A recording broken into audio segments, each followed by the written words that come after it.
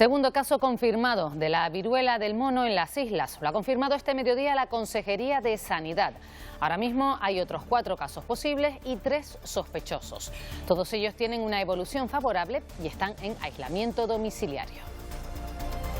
Buenas noches. Una vez más el Gobierno asegura que el dinero que se empleó para la compra de mascarillas que resultaron fraudulentas en 2020 se recuperará. Lo ha dicho esta misma tarde el consejero de Sanidad en el Pleno del Parlamento.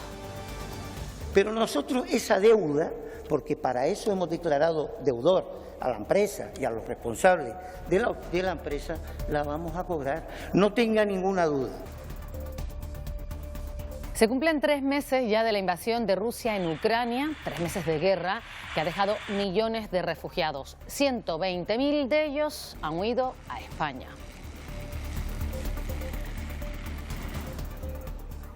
Continúa el proceso de desmantelamiento de la refinería de Santa Cruz de Tenerife, un proceso que será largo y que preocupa a los trabajadores que forman parte de la empresa. 150 son empleos de la compañía Cepsa y unos 350 trabajan allí a través de subcontratas. Hoy hemos querido saber qué pasará con su futuro. Y los vecinos del pueblo de La Lajita, en Fuerteventura, llevan más de una semana sin agua.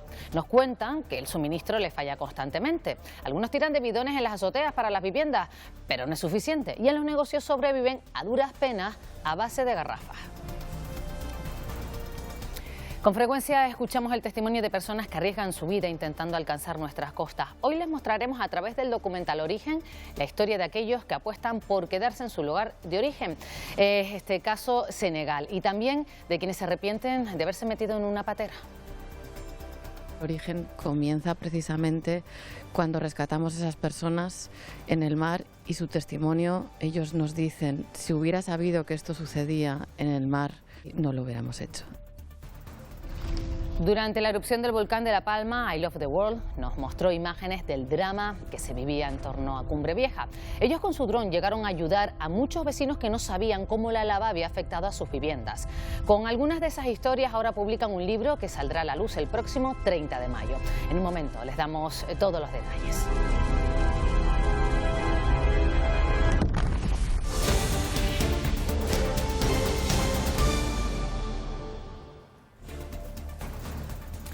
Ya son 2 los casos confirmados de viruela del mono en Canarias. Al detectado en Gran Canaria la semana pasada se suma Ana Albendín, otro confirmado en Tenerife. La Consejería de Sanidad ha confirmado un segundo caso de viruela del mono aquí en Canarias.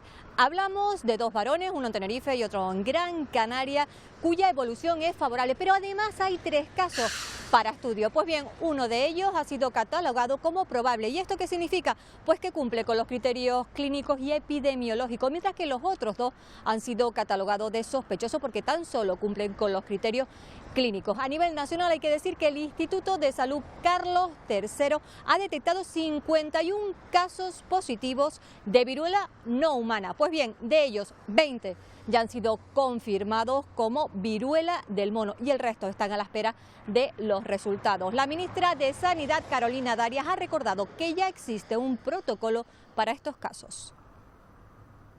El protocolo de detección que elaboró la ponencia de alerta junto con el CAES estableció aislamiento para las personas que hayan sido positivas. Por tanto, eso ya es una medida que hemos adoptado en nuestro protocolo. Juntos recordarán también el no contacto con las mascotas, minimizar o evitar contacto físico. Es decir, lo que pretendemos es detección precoz y sobre todo parar el contagio, que es muy importante. En Gran Canaria, las obras de mantenimiento que se están llevando a cabo en el hospital materno están afectando a los niños de la planta de oncohematología. La gerencia del centro asegura que la zona de ejecución está acotada. Sin embargo, los responsables del servicio médico advierten que están proliferando los hongos que aumentan el riesgo de que los niños sufran una infección.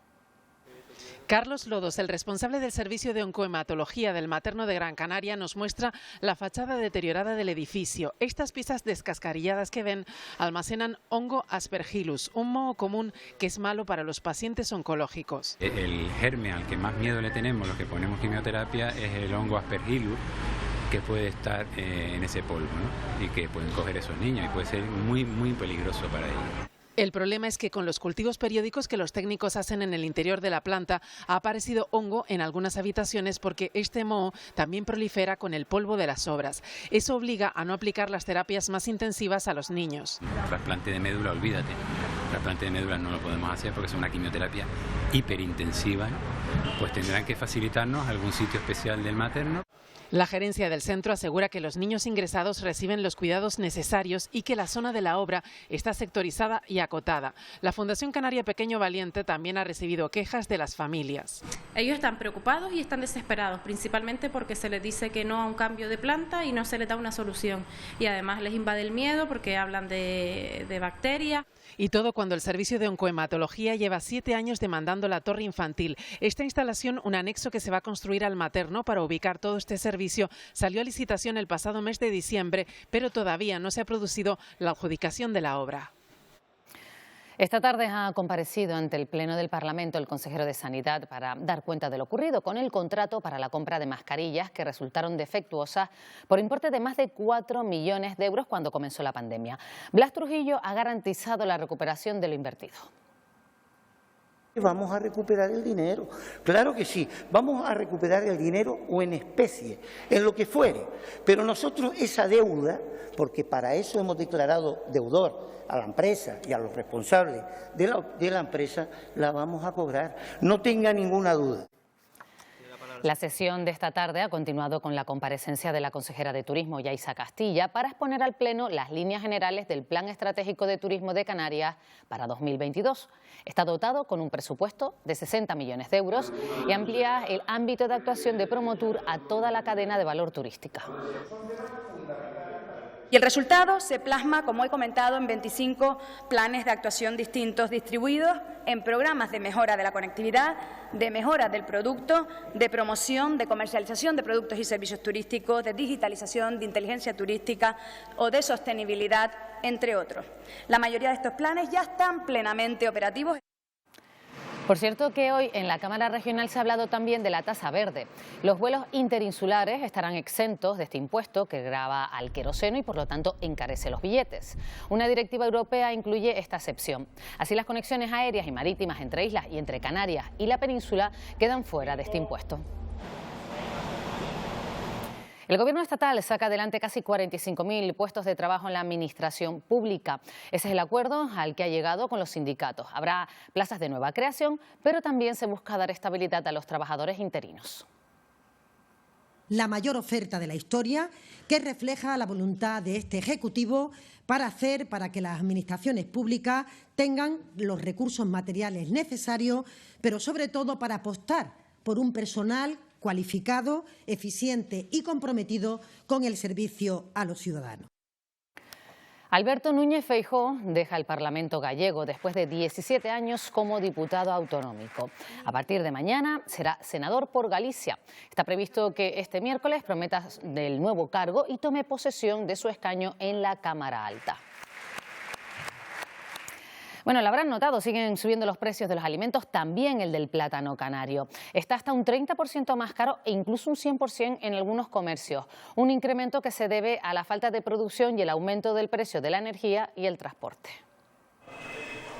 Los aceites de oliva y girasol son los únicos productos de la cesta de la compra que superan el aumento del precio del plátano de Canarias con respecto a 2021. Se ha revalorizado como mínimo un 30%, pasando de una media de 90 céntimos el kilo a 1,15 en pequeñas fruterías y entre 1,50 y 2 euros en grandes superficies. Que ha habido que subirlo y siempre manteniendo un precio para nuestra clientela, que siempre hemos tenido un precio así, un euro y poco.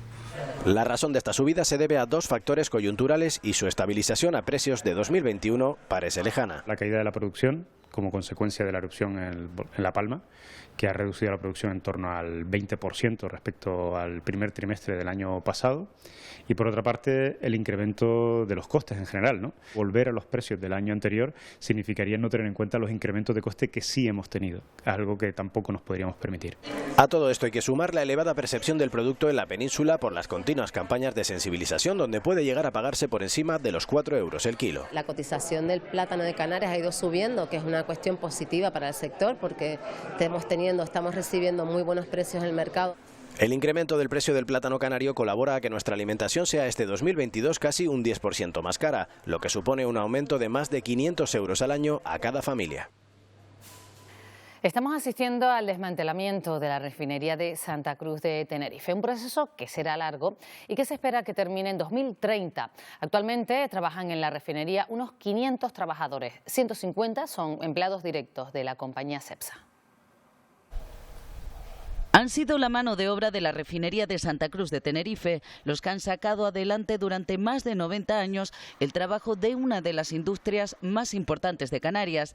Ahora aseguran que su futuro es incierto, que no tienen claro qué pasará con ellos. No tenemos nada que nos certifique ni nos garantice los puestos de empleo aquí en Canarias, que ya la plantilla no quiere salir más de Canarias, un montón de compañeros desplazados a la península, tanto a Algeciras, Huelva, muchos a Madrid también, compañeros que se han visto en esa opción y no han podido cogerla y han abandonado la empresa, que la empresa y las administraciones creen un plan estratégico de empleo para nosotros. 500 trabajadores entran y salen diariamente de estas instalaciones, 150 son empleados directos de Cepsa, el resto subcontratas. El trabajo que se generará en el puerto de Granadilla nos dicen que apenas dará para un 10% de la plantilla. Y que todos esos compañeros tengan un hueco en la sociedad donde trabajar, porque es que toda la gente que trabaja aquí está súper cualificada, súper formada, son un trabajo muy especializado y eso se tiene que aprovechar. Tú no puedes dejar a montadores, tuberos, electricistas tirados un día para otro porque acaba la industria, se cierra la industria, no, hay que buscarle un sitio. La compañía nos ha asegurado que busca una solución para sus 150 empleados directos. No está tan claro qué pasará con el resto. Los tripulantes de cabina de Ryanair han anunciado que irán a la huelga este verano si no llegan a un acuerdo con la empresa, con la que llevan 8 meses negociando. Una situación que ahora mismo afecta a más de 1.200 trabajadores en toda España. Los tripulantes de cabina llevan 8 meses negociando con la empresa, pero la situación no avanza. La subida salarial es uno de los escollos, pero hay más reivindicaciones. Nos abonen las 14 pagas que se abonan a todos los trabajadores en España, que abonen 2 días más de vacaciones al año, que son los que nos corresponden por ley, y que se abonen las guardias que pasamos en casa. Nosotros estamos, cuando tenemos guardias en casa, 12 horas a disposición de la empresa, guardias localizadas.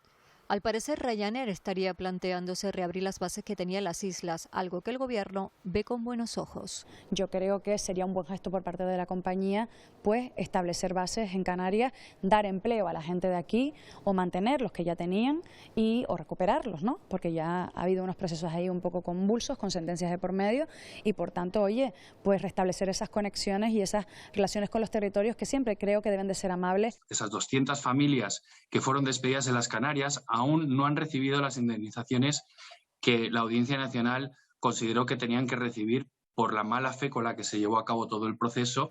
Si el próximo 9 de junio trabajadores y empresa no llegan a un acuerdo, los tripulantes de cabina ya han anunciado la convocatoria de una huelga para este verano. Continúa el juicio por el asesinato de Sara ocurrido en 2019 en San Isidro, en Tenerife. Su expareja confesó que acabó con su vida. Hoy ha sido el turno de los testigos, entre ellos el novio de Sara en el momento en el que ocurrieron los hechos y la madre de la víctima.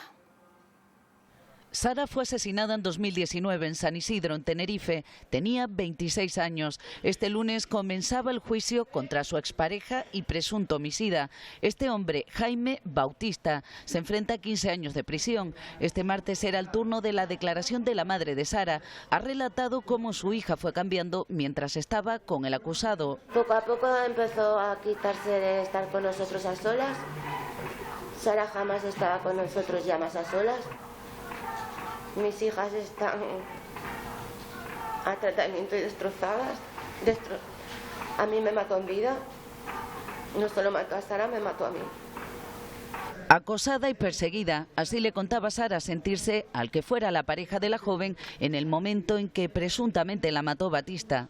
¿A usted le extrañó que el último sábado que se vieron ella le dijera que él la estaba espiando y que entraba en sus sistemas informáticos?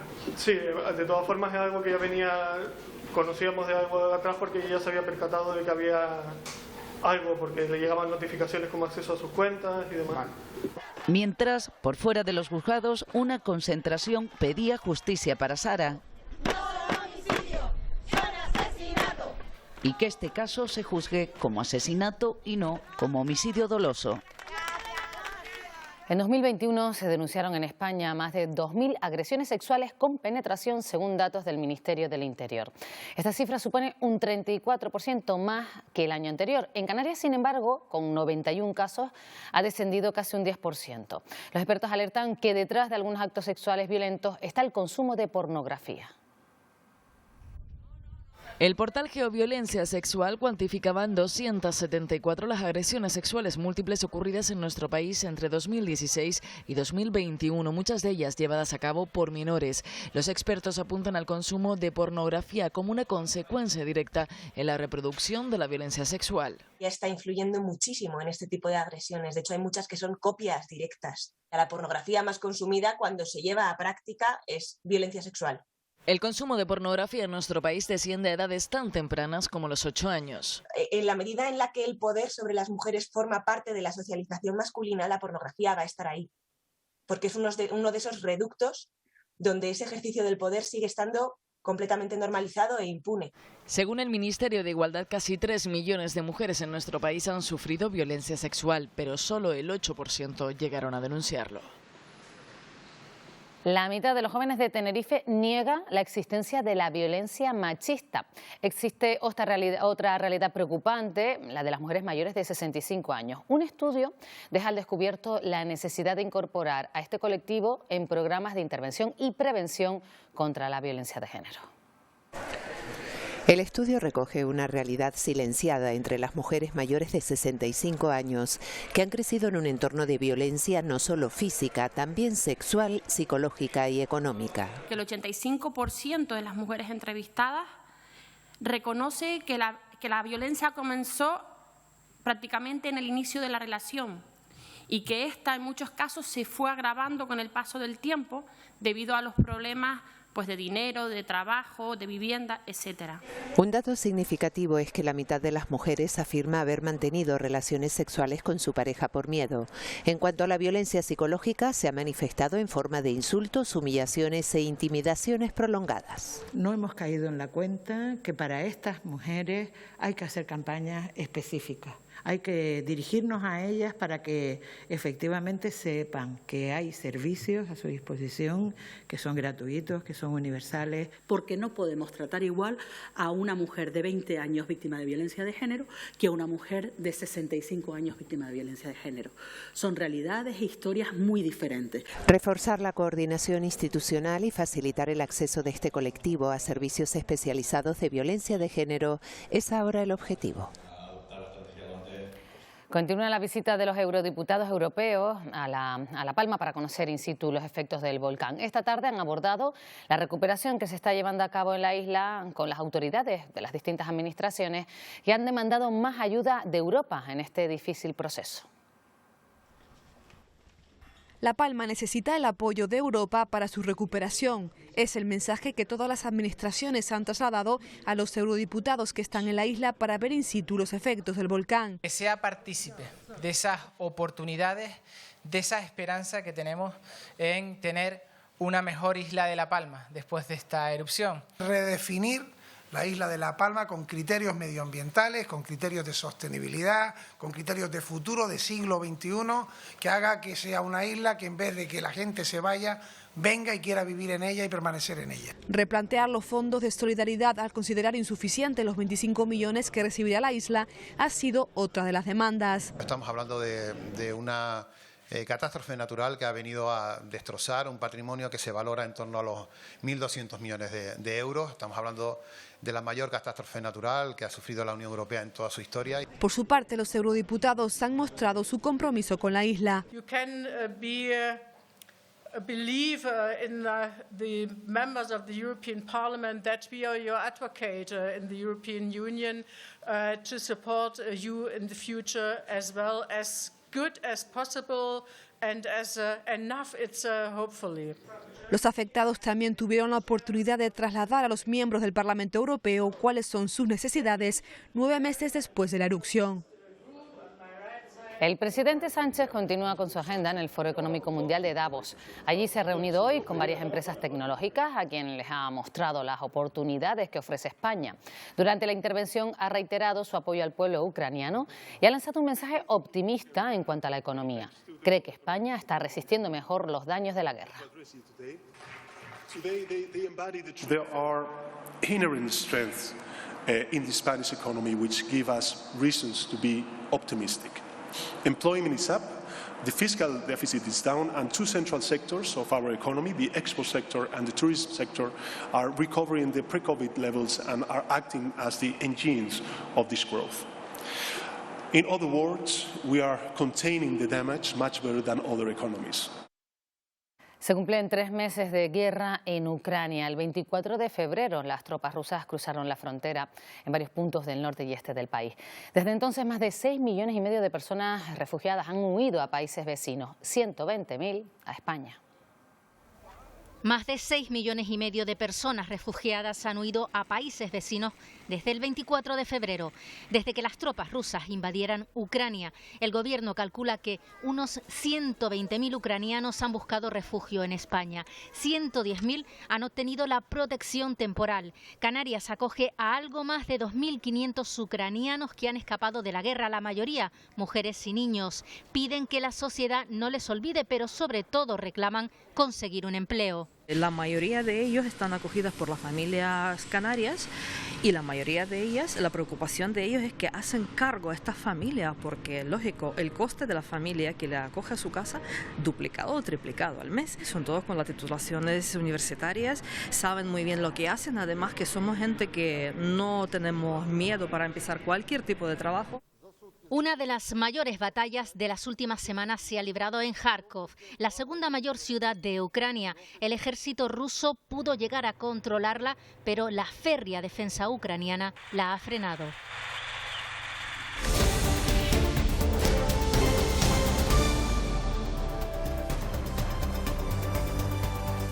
Trágico accidente el que se ha registrado esta tarde en La Palma. Una menor de edad ha fallecido tras el choque frontal de 2 vehículos en la capital palmera. Mónica Gómez. Sucedieron en este túnel de la vía exterior de Santa Cruz de la Palma cuando 2 vehículos chocaron de manera frontal, dejando a varios de sus ocupantes atrapados dentro del mismo, siendo necesaria la intervención de los bomberos para liberarlos. Según ha informado el 112, una niña de 6 años ha fallecido y otros 5 ocupantes han resultado heridos, entre ellos 3 menores de edad. Todos los heridos han sido trasladados al Hospital Universitario de La Palma. Continúa el malestar de algunos vecinos del puertito de Armeñime, en Adeje. Hoy conocemos la historia de uno de los vecinos. Su propiedad se ha quedado fuera del plan de conservación de las viviendas de la zona y le ofrecen una cantidad que no quiere aceptar. Juan Francisco representa a su padre. Él es el dueño de este salón apero de unos 60 metros cuadrados frente al puertito de Armeñime. Denuncia que su propiedad no ha sido incluida en el plan de conservación como el resto de viviendas de esta zona. Y el resto de la vivienda hay 6 metros, no hay más. No he entendido por qué la separación aquí y no allí. Pasó a formar parte de una junta de compensación que le ofrece 12.000 euros por el terreno y la edificación, aunque él insiste en mantener la propiedad. No quiero que esto desaparezca. Igual que se va a intentar proteger otras viviendas, creo que esta se podía haber protegido sin ningún tipo de problema. A Juan Francisco le ofrecen 12.000 euros por la finca, una cantidad que no comparte. ¿Y a mí me van a pagar 12.000 euros por 68 metros cuadrados? Eso es un robo. Eso es un robo a mano armada que no voy a permitir. Por su parte, el Ayuntamiento de Adeje no ha querido ofrecer declaraciones. La situación se ha vuelto insostenible para los habitantes del pueblo de La Lajita, en Fuerteventura. Allí el suministro de agua falla constantemente. En esta ocasión han pasado más de una semana sin agua. Han pasado ya 7 días y los vecinos de La Lajita sufren el desabastecimiento. Hoy, por ejemplo, no tenemos agua. Los depósitos con agua desalada no son suficientes para cubrir la demanda, lo que les obliga a recurrir a reservas de bidones y la compra de agua potable. Gracias a que teníamos esta garrafa, pues y este balde, que siempre lo tenemos lleno, pudimos hacer la limpieza habitual. Los más afectados son aquellos que necesitan este recurso para su empresa. Nos viene a rato porque tenemos el bidón arriba, cuando se llena un poquito de agua, pero nos sale muy poca presión. Y así estamos, llevamos mucho tiempo así ya. El Cabildo de Fuerteventura justifica los cortes de agua por la avería de la red de impulsión principal de Puerto del Rosario, situada en la herradura. A día de hoy continuamos con esas deficiencias en esa red y estamos trabajando para intentar corregirla pues, de forma segura. Zonas como Las Hermosas, Guerime y La Lajita son las que están sufriendo las principales consecuencias de este suministro precario. Los recursos naturales y las actividades del sector primario del hierro hacen frente a la sequía que ha desembocado en una situación complicada. Hasta el Boletín Oficial de Canarias se llevaron una serie de medidas y peticiones. Aridia Marichal. Una emergencia hídrica por la dura sequía que vive la isla del Hierro se ha declarado por estos próximos 6 meses. Así se refleja en el Boletín Oficial de Canarias tras el anuncio del Consejo Insular de Agua. Todo ello en un contexto: las pocas lluvias, también las altas temperaturas, el estrés hídrico del suelo y la poca humedad que ha puesto en jaque los recursos naturales de este territorio. Todo ello también con la necesidad, la petición de contar con infraestructuras que faciliten el caudal o también el almacenamiento del agua. En esta declaración también se incluyen medidas para el uso y el consumo responsable de este recurso.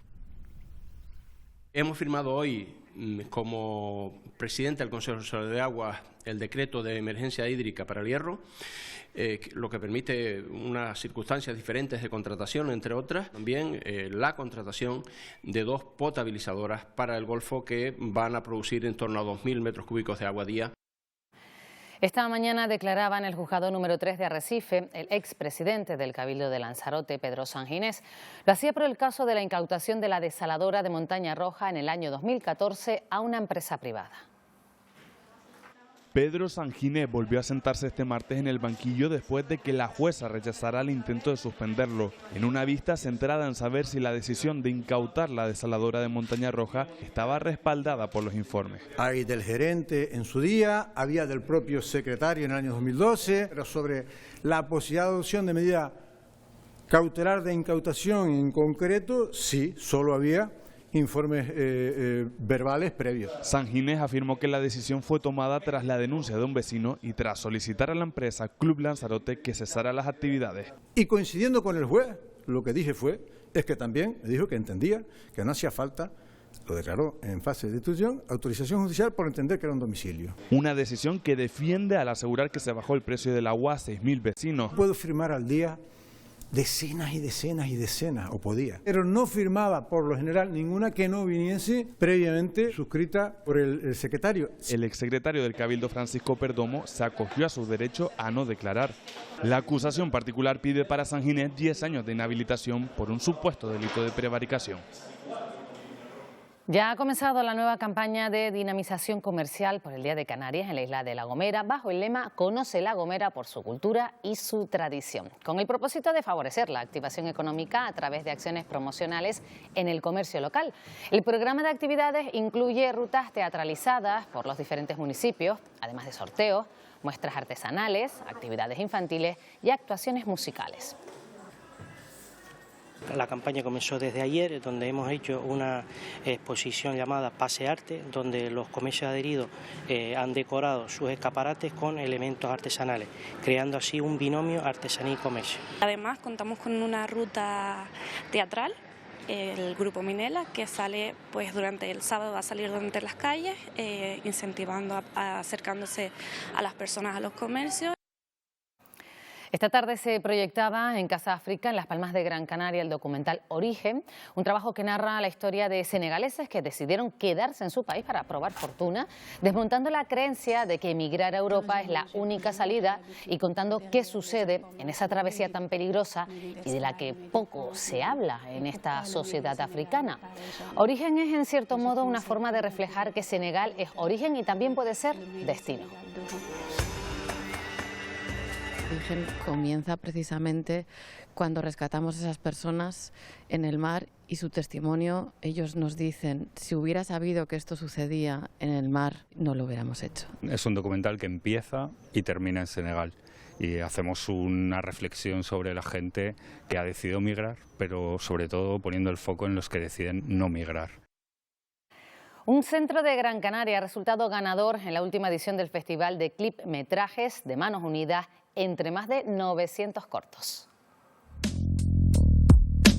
Dicen que te esfuerces y serás recompensado, que uno recoge el fruto de aquello que ha sembrado, ojalá fuera así. Este rap, elaborado por alumnos del Instituto de Enseñanza Secundaria Isabel de España, nos habla de los olvidados de la sociedad. Una reflexión en tan solo un minuto sobre la desigualdad, el hambre y la pobreza, realidades que se ceban con frecuencia con los invisibles de nuestro mundo. Ya se encuentran en Canarias los 14 guionistas que participan en Isla Aventura. Han sido seleccionados entre más de 200 proyectos. Tienen de plazo hasta octubre para rodar, darle vida a sus historias. Son cineastas que se enfrentan a su primer guión. 14 creadores audiovisuales buscarán durante estos días lugares en el archipiélago para rodar sus historias. Blanca Ascanio, de La Gomera, conocida como la Maestra Roja, una profesora y bueno, una heroína, diría yo, que luchó por la igualdad de género, por la educación. En este personaje real se inspirará el rodaje de Sara en La Gomera.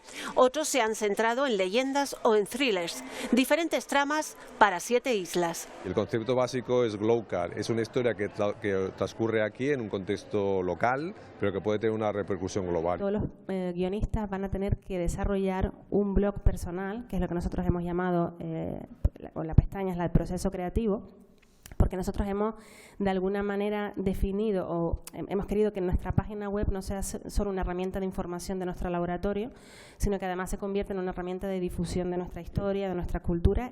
Participan en Isla Aventura, organizado por el Área de Cultura del Gobierno de Canarias. Tienen 6 meses por delante para ponerle imágenes a sus historias, eso sí, bajo la supervisión de un experto. El más afortunado verá su obra en televisión o en la gran pantalla. Este miércoles vuelve la Feria del Libro a Las Palmas de Gran Canaria, una cita en el Parque San Telmo que cumple 34 años y regresa de manera presencial tras la pandemia.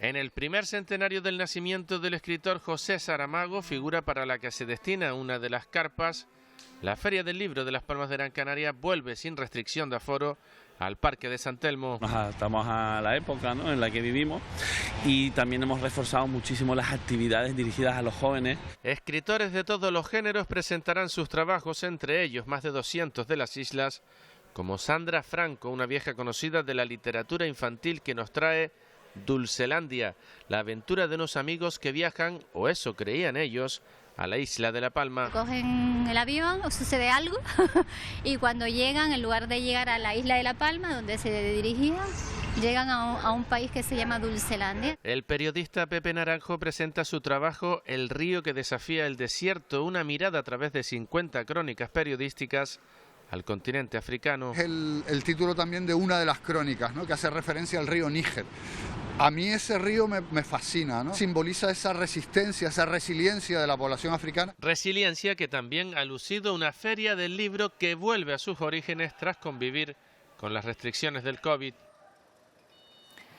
Son imágenes de 1987. El programa Atamarco de Radio Televisión Española en Canarias dedicaba una de sus entregas a la figura de Domingo Pérez Minic. La responsable de esta entrevista fue la periodista canaria Dolores Campos Herrero. Ahora, 35 años después, vuelve a ver la luz. Ha sido proyectada íntegramente en el TEA de Santa Cruz de Tenerife a modo de homenaje en un año en el que precisamente el Día de las Letras Canarias está dedicado a la escritora tinerfeña. Durante el proceso eruptivo de La Palma, sus fotos recorrieron medio mundo. Sin embargo, el trabajo de la productora I Love the World en la Isla Bonita será recordado también por su faceta altruista tras mantener informados a decenas de evacuados sobre el estado de sus propiedades. Para que muchas de esas historias no caigan en el olvido, presentan un libro sobre la catástrofe volcánica. A vista de pájaro, Alfonso y su equipo regalaron esperanza, pero también decenas de palmeros conocieron el significado del dolor y la devastación a través de sus imágenes. No me olvidaré nunca de la primera vez que me tocó. Un vecino me decía que la latitud era tal y la longitud era tal, y cuando yo llego con el dron estaba negro, no había nada. Y él me contestó, sí, esa es. Y le dije, pues está todo negro. Y él reaccionó más rápido que yo, pues yo estaba más hecho polvo que él en cómo está la noticia, y me dijo gracias. Entre el altruismo, el drama social y la desgracia, I Love the World también consiguió capturar instantáneas icónicas de este proceso eruptivo. Todos los piropos de las imágenes espectaculares y tal, a nosotros realmente sentimos más el cariño por una cosa que no es nuestra, que hemos hecho, que realmente por las imágenes que hemos sacado, porque al final es que nosotros nos dedicamos a eso. Es más, no nos hemos podido lucir. Donde sí lo han logrado es en Las otras historias del volcán, un libro con más de 80 sobrecogedores relatos sobre la erupción de Cumbre Vieja. Un libro que de llorar y de llorar. Es un libro precioso, se acompaña a imágenes muy bonitas, pero bueno, esa es la parte nuestra. Un libro que va a remover mucho. Se presentará el día 30 en El Paso y también servirá para aliviar algo de sufrimiento, ya que lo recaudado irá íntegramente para los damnificados. La danza en Fuerteventura ha experimentado un gran crecimiento en cuanto a escuelas. Hace 30 años prácticamente solo se enseñaba clásico y ahora se ofertan numerosos estilos. María José Guerra es una de esas profesionales que ha dedicado toda su vida a la danza. Los últimos 30 años desde la Maxorata.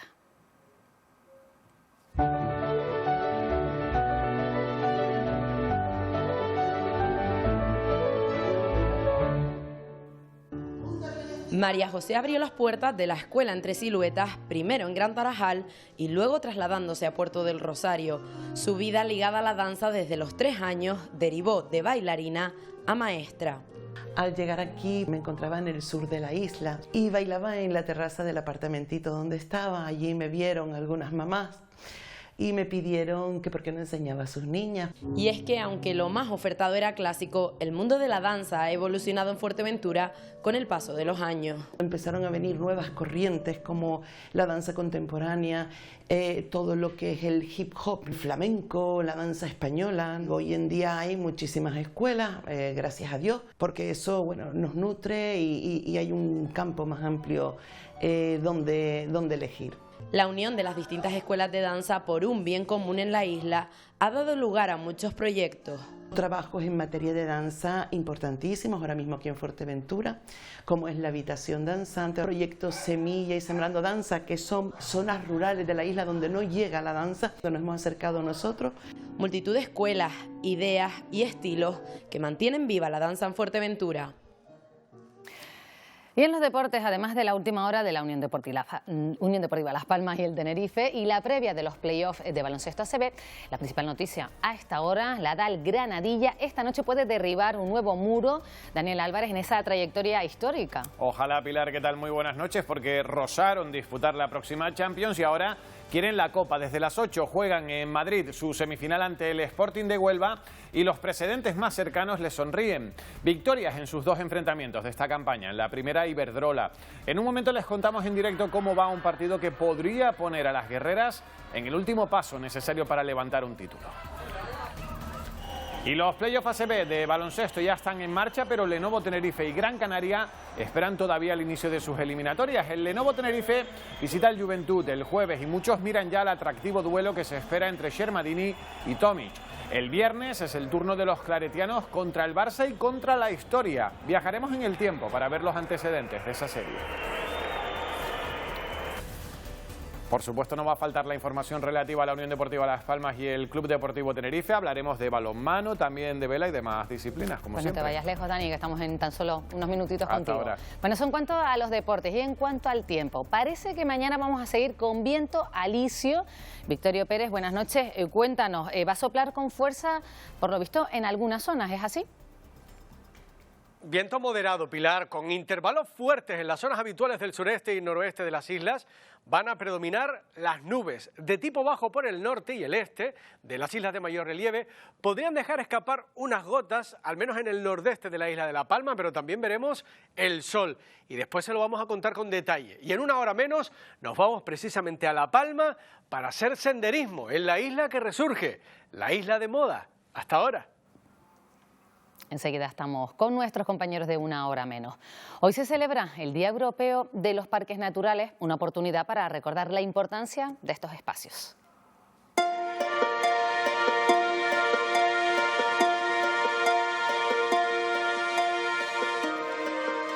En Canarias hay 11 parques naturales y 4 nacionales. Timanfaya en Lanzarote, la Caldera de Taburiente en La Palma, el Parque Nacional del Teide y el Parque Nacional de Garajonay en La Gomera.